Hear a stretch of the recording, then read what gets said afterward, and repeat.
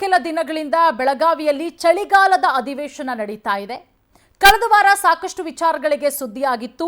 ಈ ವಾರ ಪವರ್ ಟಿವಿಯ ವರದಿ ಬೆಳಗಾವಿ ಅಧಿವೇಶನದಲ್ಲಿ ಪ್ರತಿಧ್ವನಿಸಿದೆ. ಯಾಕಂದ್ರೆ ಪವರ್ ಟಿವಿಯ ವರದಿಗಳು ಸಾಲು ಸಾಲಾಗಿ ಇಂಪ್ಯಾಕ್ಟ್ ಆಯಿತು.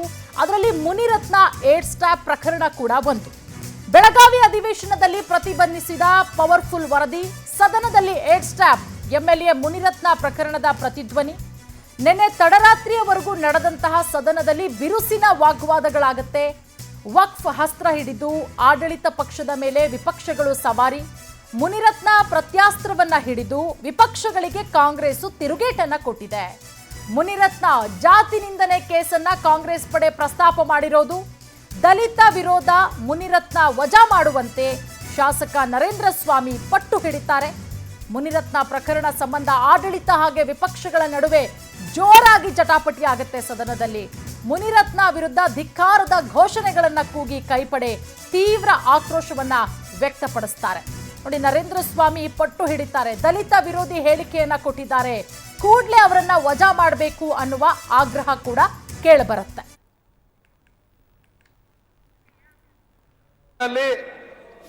ಭಾರತ ದೇಶದ ಒಬ್ಬ ಶಾಸಕರು ಅವರ ಕಚೇರಿಯಲ್ಲಿ ಕುಳಿತು ಯಾರೋ ಒಬ್ಬ ಕಾಂಟ್ರಾಕ್ಟರ್ ಜೊತೆ ಸಂಭಾಷಣೆ ನಡೆಸುತ್ತಾ ಇರತಕ್ಕಂಥ ವಿಚಾರ, ಅದನ್ನ ರೆಕಾರ್ಡ್ ಮಾಡಿ ಅದರ ಮೇಲೆ ದೂರು ಕೊಟ್ಟಿರ್ತಕ್ಕಂಥ ವಿಚಾರ ಇವತ್ತು ಪ್ರಕರಣವಾಗಿ ಮಾರ್ಪಟ್ಟಿದೆ.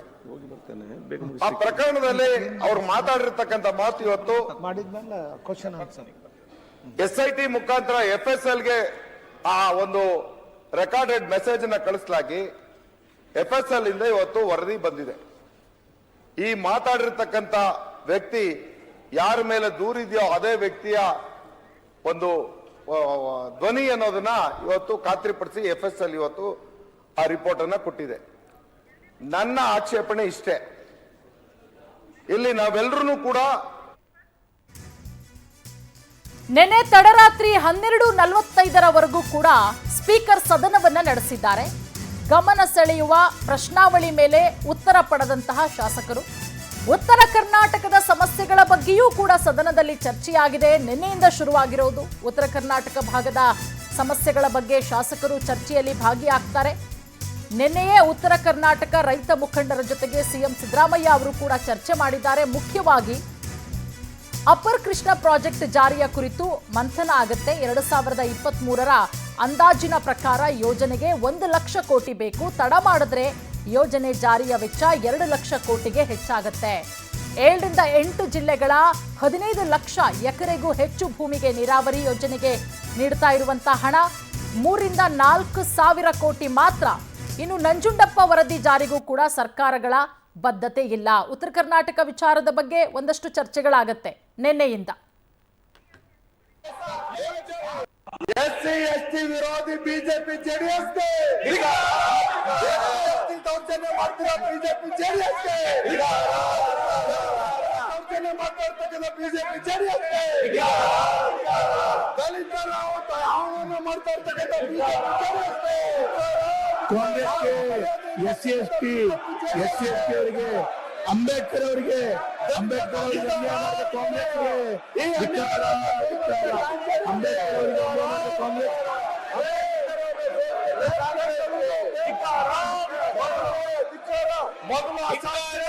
ಅಂಬೇಡ್ಕರ್ ಅವರಿಗೆ ಅನ್ಯಾಯ ಮಾಡಿದ ಕಾಂಗ್ರೆಸ್ ಸರ್ಕಾರಕ್ಕೆ, ಅಂಬೇಡ್ಕರ್ ಅವರಿಗೆ ಅನ್ಯಾಯ ಮಾಡಿದ ಕಾಂಗ್ರೆಸ್ ಸರ್ಕಾರಕ್ಕೆ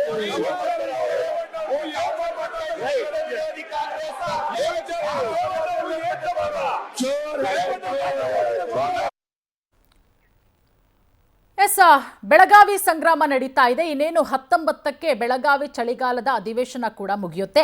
ಆರಂಭದಿಂದಲೂ ಕೂಡ ಬೆಳಗಾವಿ ಚಳಿಗಾಲದ ಅಧಿವೇಶನ ಅಂತ ಹೇಳಿದ್ರೆ ಕಾನ್ಸಂಟ್ರೇಷನ್ ಮಾಡೋದು ಉತ್ತರ ಕರ್ನಾಟಕ ಭಾಗದ ಸಮಸ್ಯೆಗಳು ಹೆಚ್ಚಿನ ಮಟ್ಟದಲ್ಲಿ ಚರ್ಚೆಯಾಗಬೇಕು ಅಂತ ಹೇಳಿ ಸಾಕಷ್ಟು ವರ್ಷಗಳಿಂದ ನಡೀತಾ ಇರುವಂತಹ ಸದನದಲ್ಲಿ ಇದೇ ಕೂಗು ಕೇಳಿ ಬರ್ತಾ ಇರೋದು. ಆದರೆ ಪ್ರತಿ ಬಾರಿ ಆಗೋದು ಇನ್ನೇನು 2-3 ದಿನ ಇರಂಗೆ ಉತ್ತರ ಕರ್ನಾಟಕದ ಸಮಸ್ಯೆಗಳ ಬಗ್ಗೆ ಚರ್ಚೆಯಾಗುತ್ತೆ. ಈ ಸಲವೂ ಕೂಡ ಅದೇ ರೀತಿಯಾಗಿದ್ದು. ಸೊ ಇದೆಲ್ಲ ವಿಚಾರಗಳ ಬಗ್ಗೆ ಮಾತನಾಡೋದಕ್ಕೆ ಗೆಸ್ಟ್ಗಳು ಕೂಡ ಕಾರ್ಯಕ್ರಮಕ್ಕೆ ಜಾಯ್ನ್ ಆಗ್ತಾ ಇದ್ದಾರೆ. ಮೊದಲಿಗೆ ಬೀದರ್ ದಕ್ಷಿಣ ಕ್ಷೇತ್ರದ ಶಾಸಕರಾದಂಥ ಶೈಲೇಂದ್ರ ಬೆಲ್ದಾಳೆ ಅವರಿದ್ದಾರೆ. ಸರ್, ಕಾರ್ಯಕ್ರಮಕ್ಕೆ ಸ್ವಾಗತ. ತಮಗೆ ನಮಸ್ತೆ, ಧನ್ಯವಾದಗಳು. ಸರ್ ಕೇಳಿಸ್ತಾ ಇದೆಯಾ ಸರ್ ನನ್ನ ಧ್ವನಿ? ಸ್ವಲ್ಪ ಜೋರಾಗಿ ಮಾತಾಡ್ಬೋದಾ ಸರ್? ಕೇಳಿಸ್ತಾ ಇದೆ. ಓಕೆ ಸರ್, ಗಮನಿಸ್ತಾ ಇದ್ದೀವಿ ಬೆಳಗಾವಿ ಚಳಿಗಾಲದ ಅಧಿವೇಶನ ಆರಂಭದಿಂದಲೂ ಕೂಡ ಏನೆಲ್ಲ ವಿಚಾರಗಳು ಚರ್ಚೆ ಆಯಿತು ಅಂತ ಹೇಳಿ, ವಕ್ಫ್ ವಿಚಾರ, ಮೂಡ ಹಗರಣ, ಅದಾದಮೇಲೆ ಈ ವಾರದಿಂದ ವಿಜಯೇಂದ್ರ 150 ಕೋಟಿ ವಿಚಾರ ಏನಿದೆ ಅದು ದೊಡ್ಡ ಮಟ್ಟದಲ್ಲಿ ಚರ್ಚೆ. ನಿನ್ನೆಯಿಂದ ಉತ್ತರ ಕರ್ನಾಟಕ ಭಾಗದ ವಿಚಾರಗಳು ಚರ್ಚೆಯಾಗಿದೆ. ಏನೆಲ್ಲ ಚರ್ಚೆಗಳಾಗ್ತಾ ಇದೆ ಸರ್ ಈಗ ನಿನ್ನೆಯಿಂದ ಉತ್ತರ ಕರ್ನಾಟಕ ವಿಚಾರಕ್ಕೆ ಸಂಬಂಧಪಟ್ಟಂತೆ? ನಿನ್ನೆಯಿಂದ ಉತ್ತರ ಕರ್ನಾಟಕ ಚರ್ಚೆ ಬಗ್ಗೆ ಮೊದಲದಾಗಿ ನಾನೇ ಮಾತಾಡಿದೆ. ಉತ್ತರ ಕರ್ನಾಟಕ ಸಮಸ್ಯೆ ಬಗ್ಗೆ ಬೀದರ್ಲಿಂದೇ ಮಾನ್ಯ ಸಭಾಧ್ಯಕ್ಷರು ಹಾಗೂ ನಮ್ಮ ಪಕ್ಷದ ಮುಖಂಡರು ಬೀದರ್ಲಿಂದೇ ಶುರು ಮಾಡ್ಬೇಕಂತ ಹೇಳಿದಾಗ ನಾನು ಉತ್ತರ ಕರ್ನಾಟಕ ಸಮಸ್ಯೆ ಬಗ್ಗೆ ಏನು 5,000 ಕೋಟಿ ನಂಜುಂಡಪ್ಪ ವರದಿ ಪ್ರಕಾರ 5,000 ಕೋಟಿ ಈ ಸಲ ಮೀಸಲಿಟ್ಟಿನಂತ ರಾಜ್ಯದ ಮುಖ್ಯಮಂತ್ರಿಯವರು ಹೇಳಿದ್ದಾರೆ.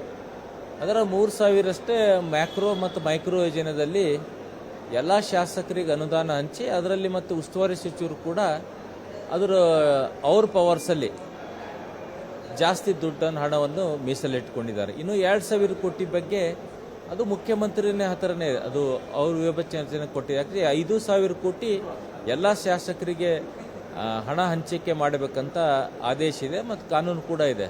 ಅದು ರಾಜ್ಯದ ಮುಖ್ಯಮಂತ್ರಿ ಕಲ್ಯಾಣ ಕರ್ನಾಟಕ ಅಭಿವೃದ್ಧಿ ಮಂಡಳಿ ಅಧ್ಯಕ್ಷರು ಮಾಡ್ತಾರೆ. ನಿನ್ನೆ ಕೂಡ ಇದು ನಾವು ಎಲ್ಲ ಸದಸ್ಯರು ಕಲ್ಯಾಣ ಕರ್ನಾಟಕ ಅಭಿವೃದ್ಧಿಯ ಶಾಸಕರು ಈ ಮಾತನ್ನು ಮಾತಾಡಿದ್ದೆವು. ಮತ್ತು ಅದೇ ಥರ ನೀರಾವರಿ ಸಮಸ್ಯೆ, ಕೃಷ್ಣ ಮೇಲ್ದಂಡೆ ಇರ್ಬೋದು, ಮತ್ತು ನಮ್ಮ ಜಿಲ್ಲೆಯಲ್ಲಿ ಬಹುದಿಂದ 1976 ಹಿಡಿದು ಕಾರಂಜ ನಿರಾಶ್ರಿತರು ಏನು ಮೊನ್ನೆ ತಾನೇ ಬೀದರ್ದಲ್ಲಿ ತಾವು ನೋಡಿದಿರಿ, ಅವ್ರು ಗಡುವು ಕೊಟ್ಟು ರೈತರು ವಿಷ ಸೇವನೆ ಮಾಡಿ ಆಸ್ಪತ್ರೆಯಲ್ಲಿ ಇನ್ನೂ ಕೂಡ ಸಾವಿನ ನೋವಿನ ಬದುಕಲ್ಲಿ ICU ಅಲ್ಲಿ ಅಡ್ಮಿಟ್ ಆಗಿದ್ದಾರೆ. ನಾನು ಅದರಲ್ಲಿ 0 ಅವರಲ್ಲಿ ರೇಸ್ ಮಾಡಿದ್ದೆ ಮತ್ತು ಆಸ್ಪತ್ರೆಗೆ ಕೂಡ ಮೊನ್ನೆ ಬೀದರ್ಗೆ ಹೋದ ಭೇಟಿ ಕೊಟ್ಟಿದ್ದೆ. ವೈಮಾನಿಕ ಸಮೀಕ್ಷೆ ಅವರಿಗೆ ಹಣ ಕೊಡಬೇಕು ರೈತರಿಗೆ ಅಂತ. ಅವಾಗ 4,000 ರಿಂದ 6,000 ಅಷ್ಟು ಎಕರೆ ಅಂತ ಕೊಟ್ಟಿದ್ದರು. ಇವಾಗ 25 ಲಕ್ಷ ರೂಪಾಯಿ ಪರ್ ಎಕರೆ ಕೊಟ್ಟು ಭೂಮಿ ಕಳ್ಕೊಂಡಂಥ ರೈತರಿಗೆ ಜಾಬ್ ಗ್ಯಾರಂಟಿ ಕೊಡಬೇಕು, ಇನ್ನಿತರ ಪುನರ್ವಸತಿ ಕೇಂದ್ರ ಮನೆ ಕಟ್ಸ್ಕೊಡ್ಬೇಕು ಮತ್ತು ಅವರು ಏರಿಯಾಗೆಲ್ಲ ಇನ್ಫ್ರಾಸ್ಟ್ರಕ್ಚರ್ ಡೆವಲಪ್ಮೆಂಟ್ ಮಾಡಬೇಕು. ಇದೆಲ್ಲ ಆ ಹೋರಾಟ ಸಮಿತಿಯ ಬೇಡಿಕೆ ಇದೆ. ನಂದು ಕೂಡ, ಯಾಕೆ ನಾನು ವಿಧಾನಸಭಾ ಕ್ಷೇತ್ರದಲ್ಲೇ ಸಾಕಷ್ಟು ಜಮೀನು ಹೋಗಿದೆ. ಆ ಕಾರಂಜ ನೀರು ಇಡೀ ಜಿಲ್ಲೆ ಭಾಲ್ಕಿ ಆಗಲಿ, ಹುಮ್ನಾಬಾದ್ ಆಗಲಿ, ಬೀದರ್ ಆಗಲಿ, ಔರಾದಾಗಲಿ ಇಡೀ ಜಿಲ್ಲೆ ಅಲ್ಲಿಂದ ನೀರು ಕುಡಿಯೋ ವ್ಯವಸ್ಥೆ ಅಲ್ಲಿಂದೇ ಪೂರೈಸ್ತದೆ. ಅದು ಕಾರಂಜ ಏಕೈಕ. ಅದೇ ಥರ ಇನ್ನೊಂದು ನೀರಿನ ಸಮಸ್ಯೆ ನಮ್ಮ ಬೀದರ್ದ ಜಿಲ್ಲೆಯಲ್ಲಿ ಕಾಣೋದು ಮಾಂಜ್ರಾ ನದಿ. ಬಚಾವತ್ ಆಯೋಗ ಏನು ಸರ್ಕಾರ ರಚನೆ ಮಾಡಿದ ಕಳೆದ ಬಾರಿ ಅದು ವರದಿ ಕೂಡ ಕೊಟ್ಟಿದೆ. ಅದು 22 TMC, ಅದರಲ್ಲಿ ನಾವು ಇನ್ನೂ 14 TMC ಅಷ್ಟೇ ಬಳಕೆ ಮಾಡ್ತಾ ಇದ್ದೇವೆ. ಇನ್ನೊಂದು 6 TMC ನಮ್ಮ ಬಳಕೆ ಆಗಬೇಕು. ಅದಾದ ನೀರೇನಾಗ್ತಾ ಇದೆ, ತೆಲಂಗಾಣ ಹೋಗ್ತಾ ಇದೆ. ಅದ್ರ ಬಗ್ಗೆ 2-3 ಸಲ ನಾನು ಅಧಿವೇಶನದಲ್ಲಿ ಇದು ನಾನು ಜನರು ಗೆದ್ದಿದ್ದಕ್ಕೋಸ್ಕರ 3 ಸಲ ಈ ವಿಷಯನ ಮಾತಾಡಿದೆ. ಅದ್ರ ಬ್ಯಾಗ್ ಯಾವ ಥರ ಕೃಷ್ಣ ಮೇಲ್ದಂಡೆ ಯೋಜನೆ ಆಗಿದೆ, ಆ ಥರ ಕೂಡ ನಮ್ಮದು ಇದು ಮಾಂಜ್ರಾ ನದಿಯನ್ನು ನೀರು ಹರಿತಿದೆ ಅಲ್ಲಿ, ಅದಕ್ಕೊಂದು ಡೆವಲಪ್ಮೆಂಟ್ ಮಾಡಬೇಕು, ಅದೊಂದು ಯೋಜನೆ ಮಾಡಬೇಕು, ನಿರೂಪಣೆ ಮಾಡಬೇಕು, ನಮ್ಮ ಜನರಿಗೆ ಒಳ್ಳೇದಾಗ್ತದಂತ ನನ್ನ ಭಾವಕ್ಕೆ. ಗೋದಾವರಿ ಬೇಸಿನ್ ಅಂತಿದೆ, ಗೋದಾವರಿ ಜಲನಯನ ಮಂಡಳಿ ಅಂತ ಮಾಡಬೇಕು. ಯಾವ ಥರ ಕೃಷ್ಣ KNNL CNL ಕಾವೇರಿ ನೀರಾವರಿ ನಿಗಮ ಆಗಿದೆ, ಆ ಥರ ಆದರೆ ನಮ್ಮ ಬೀದರ್ ಜಿಲ್ಲೆಯದು ರೈತರಿಗೆ ಭಾಳ 1 ಲಕ್ಷ ಎಕರೆ ನೀರು ಕುಡಿಬೋದು. ಅದರಲ್ಲಿಂದ ಹೆಕ್ಟೇರ್ 1 ಲಕ್ಷ ಹೆಕ್ಟೇರ್ ಅಷ್ಟು ನೀರು ಕುಡಿಬೋದು. ಮತ್ತೆ ಬೇರೆ ಸಮಸ್ಯೆ ಜಿಲ್ಲೆಯಲ್ಲಿ ಯಾವೆಲ್ಲ ಸಮಸ್ಯೆಗಳಿದೆ ಅನ್ನೋದ್ರ ಬಗ್ಗೆನೂ ಕೂಡ ಮಾತಾಡೋಣ ಸರ್. ಇನ್ನು 2 ದಿನ ಸದನ ಇರೋದ್ರಿಂದ ಏನೆಲ್ಲ ಚರ್ಚೆಗಳಾಗಬಹುದು ಅನ್ನೋದ್ರ ಬಗ್ಗೆನೂ ಕೂಡ ನಾನು ನಿಮ್ಮ ಜೊತೆಗೆ ಮಾತನಾಡ್ತಾ ಹೋಗ್ತೀನಿ. ಈಗ ಕಾಂಗ್ರೆಸ್ ಶಾಸಕರಾದಂತಹ ಅಪ್ಪಾಜಿ ನಾಡಗೌಡ ಸರ್ ಕೂಡ ಕಾರ್ಯಕ್ರಮಕ್ಕೆ ಜಾಯ್ನ್ ಆಗಿದ್ದಾರೆ. ಸರ್ ಸ್ವಾಗತ ಸರ್ ತಮಗೆ.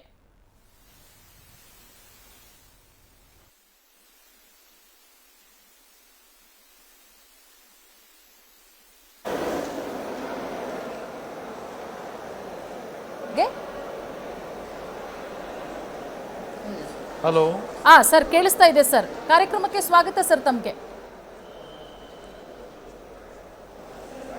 ನಮಸ್ಕಾರ. ತಮಗೆಲ್ಲರಿಗೂ ಕೂಡ ನನ್ನ ಹಾರ್ದಿಕವಾದಂಥ ಶುಭಾಶಯಗಳು. ಸರ್ ಅಪ್ಪಾಜಿ ಸರ್, ಈಗ ಬೆಳಗಾವಿ ಚಳಿಗಾಲದ ಅಧಿವೇಶನ ನಡೀತಾ ಇದೆ. ಏನೆಲ್ಲ ಚರ್ಚೆಗಳಾಗ್ತಾ ಇದೆ ಅನ್ನೋದನ್ನ ಕೂಡ ಗಮನಿಸ್ತಾ ಇದ್ದೀವಿ. ಬೇರೆ ಬೇರೆ ವಿಚಾರಗಳಿಗೆ ಸದನ ಮುಂದೂಡಲಾಯಿತು, ಅದರ ಜೊತೆಗೆ ಅಲ್ಲಿ ಆಗಬೇಕಾಗಿರುವಂತಹ ಚರ್ಚೆಗಳು ಆಗಲಿಲ್ಲ. ಇನ್ನೇನು 19ನೇ ತಾರೀಕು ಸದನ ಕೂಡ ಮುಗಿತಾ ಇದೆ. ಇದುವರೆಗೂ ಏನೆಲ್ಲ ಚರ್ಚೆಗಳಾಗಿದೆ ಸರ್, ಏನೆಲ್ಲ ಚರ್ಚೆಗಳನ್ನ ಮಾಡಿದ್ದೀರಾ ಸದನದಲ್ಲಿ ಅಂತ ಹೇಳಿ?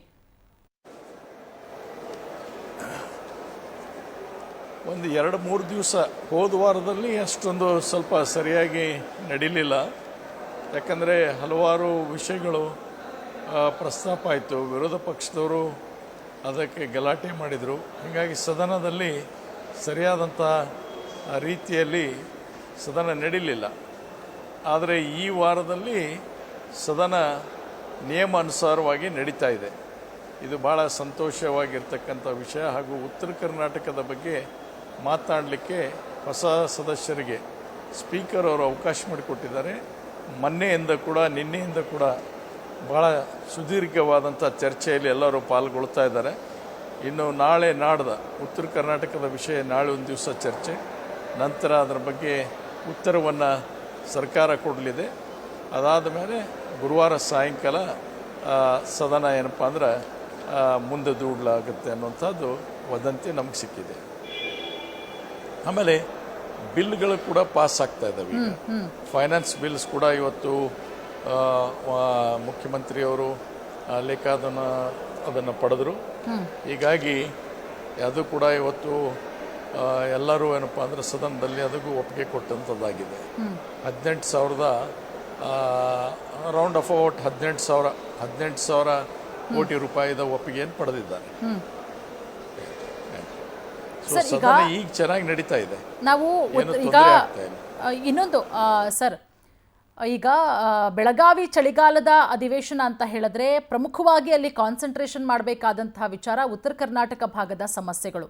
ಸಾಕಷ್ಟು ಸಮಸ್ಯೆಗಳಿದೆ. ನೀರಾವರಿ ಯೋಜನೆ ಇರಬಹುದು, ಆರೋಗ್ಯ ಕ್ಷೇತ್ರ, ರಸ್ತೆಗಳ ದುರಸ್ತಿ, ಮತ್ತು ಪ್ರಮುಖವಾಗಿ ಕೃಷ್ಣಾ ಮೇಲ್ದಂಡೆ ಯೋಜನೆ, ಮತ್ತು ತುಂಗಭದ್ರಾ ಜಲಾಶಯದ ಹೂಳು ಹೆಚ್ಚುತ್ತಾನೇ ಇದೆ ಅದೊಂದು, ಮತ್ತು ಉತ್ತರ ಭಾಗದ ಆರೋಗ್ಯ ಕ್ಷೇತ್ರಕ್ಕೆ ಒಂದು ರೀತಿಯಲ್ಲಿ ಅನಾರೋಗ್ಯ ಬಡಿದಿದೆ.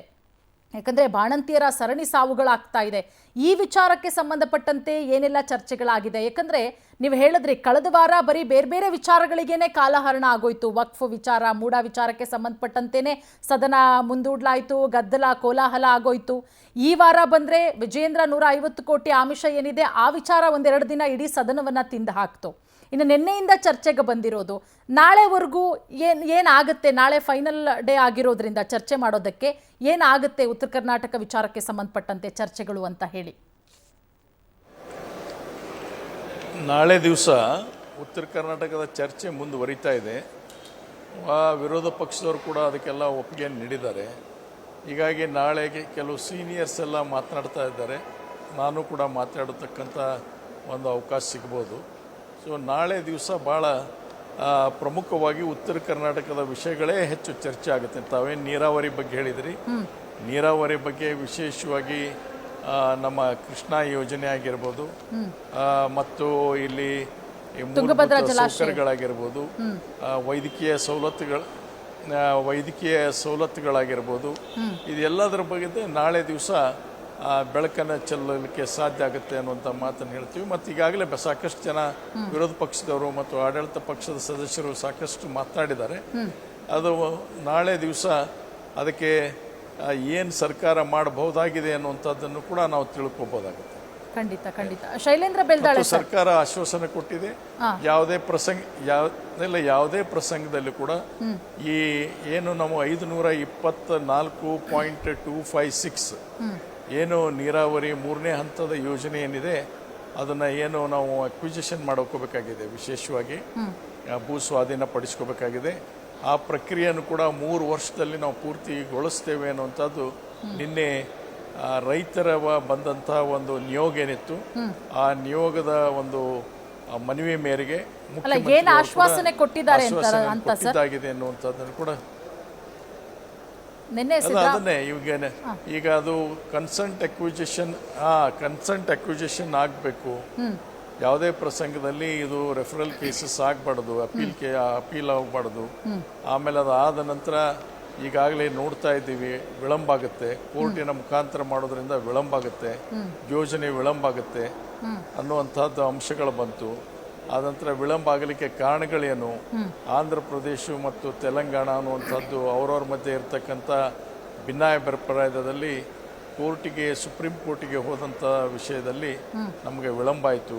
ಇವೆಲ್ಲ ಚರ್ಚೆ ಆಗಿದ್ದಾವೆ. ಸೊ ಹೀಗಾಗಿ ನಾವು 3 ವರ್ಷದಲ್ಲಿ ಎಲ್ಲ ಈ ಭೂ ಸ್ವಾಧೀನ ಪಡಿಸಿಕೊಳ್ಳುವಂಥ ಪ್ರಕ್ರಿಯೆ ಮುಗಿಬೇಕು ಅನ್ನುವಂಥದ್ದು ನಿನ್ನೆ ನಿರ್ಧಾರ ಆಗಿದೆ.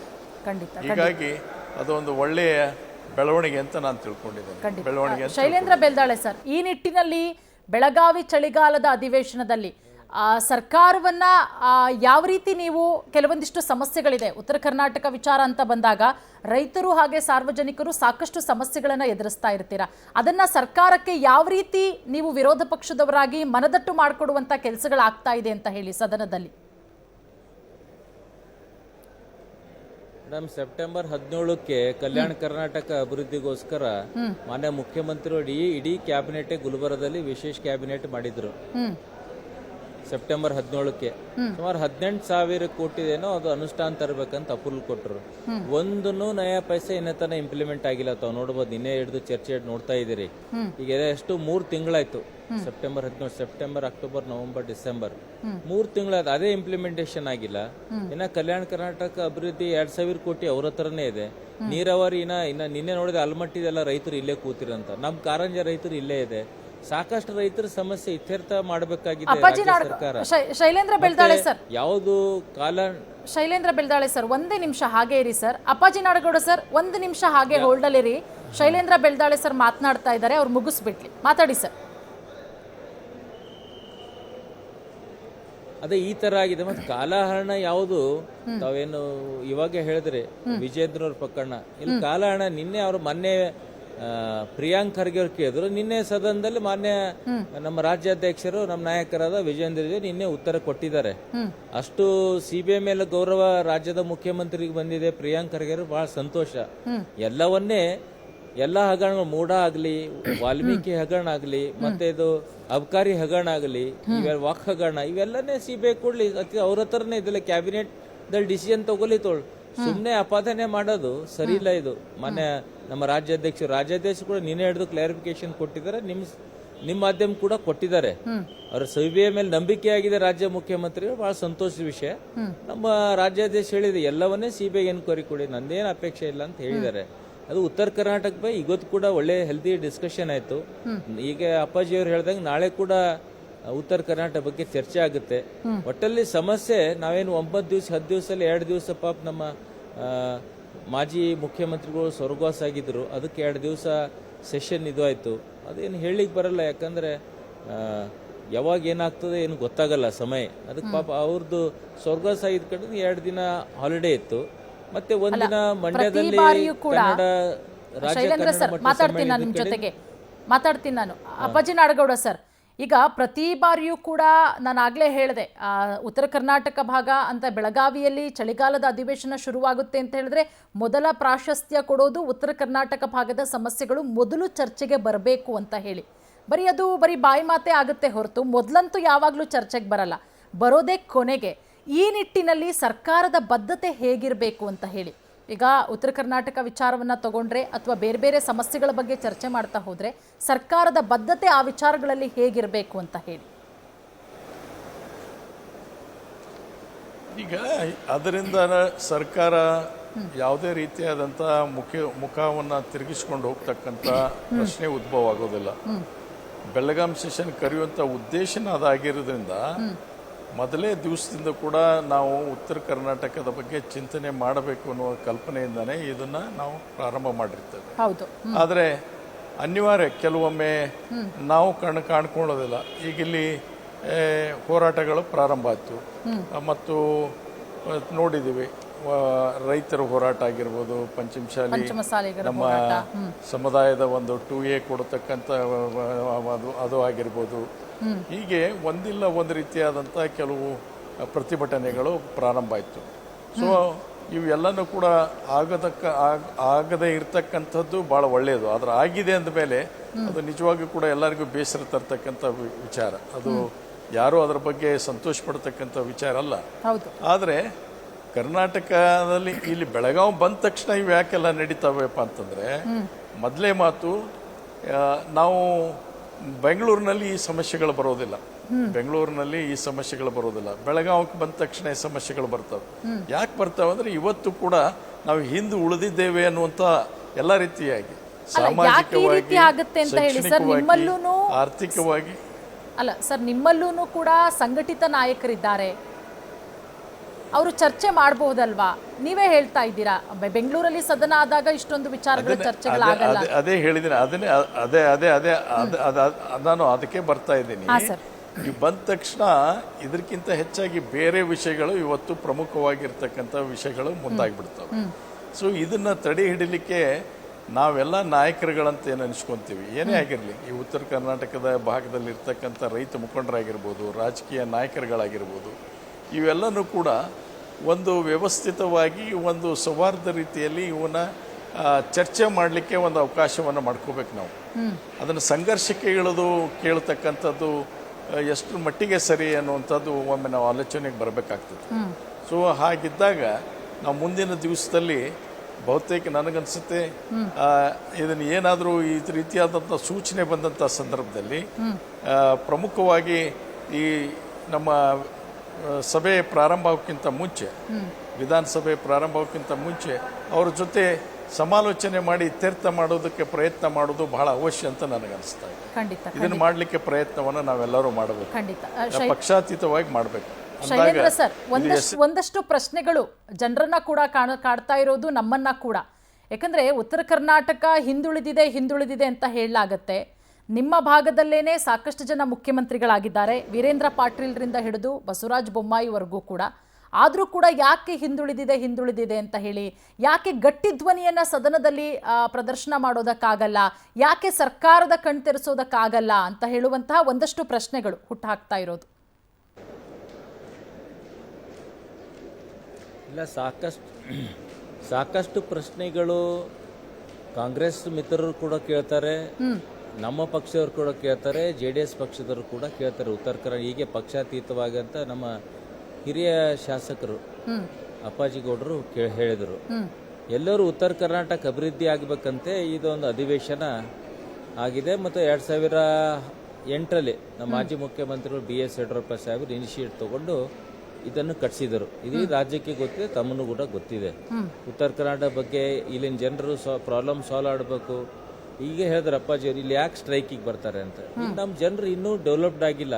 ಬೆಂಗಳೂರಲ್ಲಿ ಓನ್ಲಿ ಫ್ರೀಡಮ್ ಪಾರ್ಕಲ್ಲಿ 1-2 ಸಂಘಟನೆಗಳು ಅಷ್ಟೇ ಧರಣಿ ನಿರತರ ಆಗ್ತಾರೆ. ನಮ್ಮಲ್ಲಿ ಪ್ರತಿಯೊಂದು ಟೆಂಟಲ್ಲಿ ಬೇರೆ ಬೇರೆ ವ್ಯವಸ್ಥೆ, ಅನುದಾನಿತ ಕಾಲೇಜ್ದವರಾಗಲಿ ಅವ್ರ ಸ್ಯಾಲ್ರಿ ಜಾಸ್ತಿ ಮಾಡಲಿಕ್ಕೆ, ಮತ್ತು ಅಂಧ ವಿದ್ಯಾರ್ಥಿಗಳಾಗಲಿ, ಬೇರೆ ಬೇರೆ 2A 3A ಎಲ್ಲ ಸಮಾಜ, ನಮ್ಮ ಪಂಚಮಶಾಲಿಯವ್ರದ್ದಾಗಲಿ, ಡೋಕಿಲ್ಕೆರ್ದಾಗಲಿ, ಮತ್ತು ಮೀಸಲಾತಿ, ಒಳ ಮೀಸಲಾತಿ, ಸಾಕಷ್ಟು ಹೋರಾಟಗಳು ಸುಮಾರು 3 ದಿವಸ ನಡೀತಾ ಇದೆ. ಯಾಕಂದ್ರೆ ನಮ್ಮ ಭಾಗದಲ್ಲಿ ಹಿಂದುಳಿದವರು ಇಲ್ಲಿ ವಲಸೆ ಹೋಗ್ತಾರೆ. ಈ ಕಡೆ ಪೂನಾ, ಈ ಕಡೆ ಬಾಂಬೆ, ಈ ಕಡೆ ಬೆಂಗಳೂರು, ಆ ಕಡೆ ನಮ್ಮ ಭಾಗದವ್ರು ಹೈದರಾಬಾದ್. ಈ ಎಲ್ಲರೂ ಚರ್ಚೆ, ನಿರುದ್ಯೋಗಿ ಸಮಸ್ಯೆ ಕೂಡ ಚರ್ಚೆ ಮಾಡಬೇಕು. ನಾನು ಪಕ್ಷಾತೀತವಾಗಿ ಹೇಳ್ತಾ ಇದ್ದೀನಿ. ಎಲ್ಲ ಜನರು ಶೈಲೇಂದ್ರ ಸರ್, ಸಾರಿ ಮಧ್ಯಕ್ಕೆ ಬರ್ತಾ ಇದ್ದೀನಿ. ಇಲ್ಲಿ ದೊಡ್ಡ ಮಟ್ಟದಲ್ಲಿ ಚರ್ಚೆ ಆಗ್ಬೇಕಾಗಿರುವಂತದ್ದು, ಬೆಂಗಳೂರು ಅನ್ನುವಂತ ಮಹಾನಗರಿಯಲ್ಲೇ ಬರೀ IT-BT ಕಂಪನಿಗಳು ಬೆಳೀತಾ ಇದೆ, ಯಾಕೆ ಉತ್ತರ ಕರ್ನಾಟಕ ಭಾಗದಲ್ಲಿ ಆಗ್ತಾ ಇಲ್ಲ? ಅಲ್ಲ, ಆದ್ರೆ ಈ ನಿರುದ್ಯೋಗ ಸಮಸ್ಯೆ ಅನ್ನೋದು ತಪ್ಪುತ್ತಲ್ಲ ಅನ್ನುವಂತಹ ವಿಚಾರಗಳು ಕೂಡ ಚರ್ಚೆ ಆಗಬೇಕು ಸರ್ ಸದನದಲ್ಲಿ. ನಾನು ಅದೇ ಮಾತು ನಿನ್ನೆ ನಾನು ಉತ್ತರ ಕರ್ನಾಟಕ ಚರ್ಚೆ ಮಾಡಿದಾಗ ನಾನು ಇನಿಷಿಯೇಟಿ ಹೆಂಗ್ ನಮ್ ಬೀದರ್ ದಕ್ಷಿಣ ಕ್ಷೇತ್ರ ಕೋಲಾರ ಇಂಡಸ್ಟ್ರಿ ಏರಿಯಾ ಇದೆ, 2,000 ಎಕರೆ SEZ ತರಬೇಕು, ಸ್ಪೆಷಲ್ ಎಕನಾಮಿಕ್ ಝೋನ್ ಬಂದ್ರೆ ಇನಿಷಿಯೇಟ್ ಆಗಿ ದೊಡ್ಡ ಕಂಪ್ನೀಸ್ ಬರ್ತಾವೆ. ಅವ್ರಿಗೆ ಡಿಸ್ಕೌಂಟ್ ರೇಟಲ್ಲಿ ಲ್ಯಾಂಡ್ ರೇಟ್ ಕೊಡಬೇಕು, ಬೇರೆ ಬೇರೆ ಯೋಜನೆಗಳು ಲಾಭ ಕೊಡಬೇಕು, ಅವ್ರಿಗೆ ಎಲೆಕ್ಟ್ರಿಸಿಟಿ ಫ್ರೀ ಕೊಡಬೇಕು. ಯಾವ ಥರ ಈಗ ತೆಲಂಗಾಣದಲ್ಲಿ ಮಾಡಿದ್ದಾರೆ ನಮ್ಮಲ್ಲಿ ನಿಮ್ಸ್ ಅಂತ, ನಮ್ಮ ಕ್ಷೇತ್ರಕ್ಕೆ ಒಂದು 12,000 ಎಕರೆಯಲ್ಲಿ. ಈ ನಮ್ಮಲ್ಲೂ ಕೂಡ ನಾವು ಇನಿಷಿಯೇಟ್ ತಗೊಂಡ್ರೆ ಕೇಂದ್ರ ಸರ್ಕಾರದಿಂದ ಅನುದಾನ ಕೂಡ ಹೊಸ ಇಂಡಸ್ಟ್ರಿಗಳು ಈಗ 2 ಟೈರ್ ಸಿಟಿಯಲ್ಲಿ 3 ಟೈರ್ ಸಿಟಿಯಲ್ಲಿ ಕೂಡ ಬರೀ ಹುಬ್ಳಿ, ಬೆಂಗಳೂರು ಆದ್ರೆ ಹುಬ್ಳಿ ಆರ್ ಮೈಸೂರು ಅಲ್ಲಷ್ಟೇ IT ಇದೆ, 1-2 ಕಂಪ್ನಿ ಬಂದಿದೆ ಅಷ್ಟೇ. ಇದು ನಮ್ ಬೀದರ್, ಗುಲ್ಬರ್ಗದಲ್ಲಿ ಬಂದ್ರೆ, ಇವನ್ ಬೆಳಗಾಂದಲ್ಲಿ ಕೂಡ ಇಂಡಸ್ಟ್ರಿ ಏರಿಯಾ ಇದೆ, ಇಲ್ಲಂತಿಲ್ಲ. ಇನ್ನು SEZ ಬರಬೇಕು, ದೊಡ್ಡ ಗಾರ್ಮೆಂಟ್ ಇಂಡಸ್ಟ್ರಿ ಬರಬೇಕು. ಬಂದಾಗೆ ಸಾವಿರಾರು ನಮ್ಮ ಮಹಿಳೆಯರು, ಸುಮಾರು 10,000 15,000 ಮಹಿಳೆಯರು ಪಾಪ ಅವ್ರಿಗೆ ಕೈಯಲ್ಲಿ ಉದ್ಯೋಗ ಸಿಗುತ್ತೆ. ಯುವಕರು ವಲಸೆ ಹೋಗಲ್ಲ.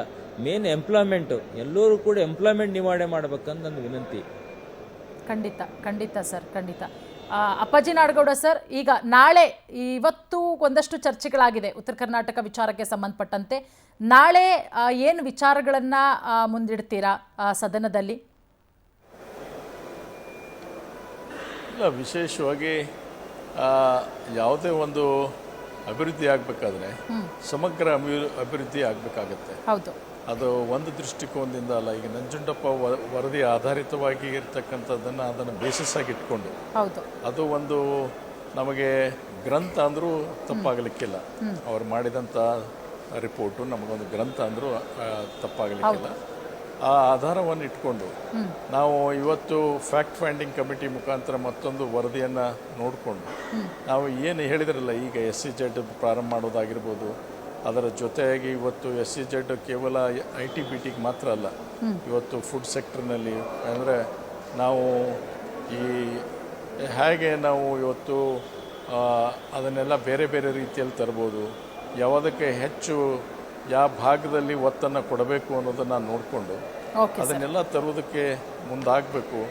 ಎಂಪ್ಲಾಯ್ಮೆಂಟನ್ನು ನಾವು ಅವಾಗ ನಾವು ಸ್ವಲ್ಪ ನಿರುದ್ಯೋಗ ಸಮಸ್ಯೆ ನಿವಾರಣೆ ಮಾಡಲಿಕ್ಕೆ ಸಾಧ್ಯ.